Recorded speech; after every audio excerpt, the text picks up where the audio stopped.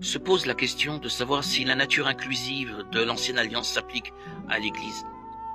Le jour de la Pentecôte, Pierre a dit « Changez d'attitude et que chacun de vous soit baptisé au nom de Jésus-Christ pour le pardon de vos péchés, et vous recevrez le don du Saint-Esprit. » En effet, la promesse est pour vous, pour vos enfants et pour tous ceux qui sont au loin,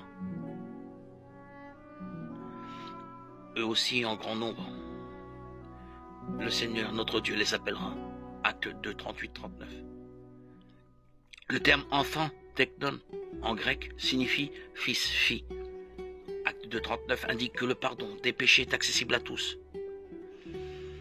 Acte 1, 8, y compris aux générations à venir, ceux qui n'appliquent pas le salut de toute la famille ou du foyer.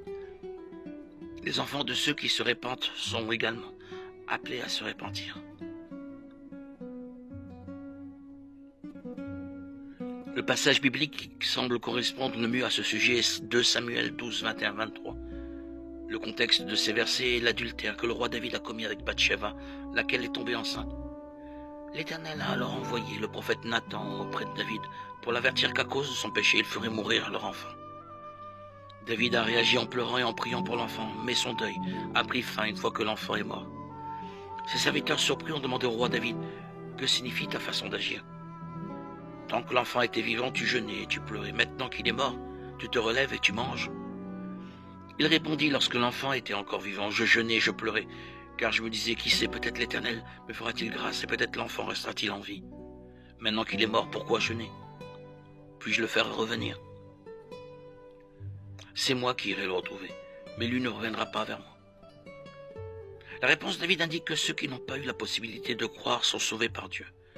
David a dit qu'il y révèle l'enfant, mais qu'il ne pouvait pas le faire revenir. On voit aussi, et c'est tout aussi important, que David semble consolé par cette certitude. Autrement dit, David sait qu'il reverra son fils au ciel, même s'il ne peut pas le refaire revenir. Même s'il est possible que Dieu applique le paiement des péchés par Christ à ceux qui n'ont pas eu la possibilité de croire, la Bible ne le dit pas explicitement.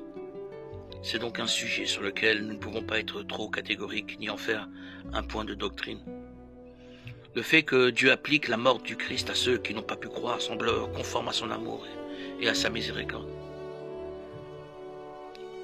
Dieu applique le paiement des péchés par Christ aux bébés et aux handicapés mentaux, puisque leur état mental ne leur permet pas de comprendre leurs conditions pécheresses et leur besoin d'un sauveur. Mais encore une fois, nous ne pouvons pas en faire un dogme.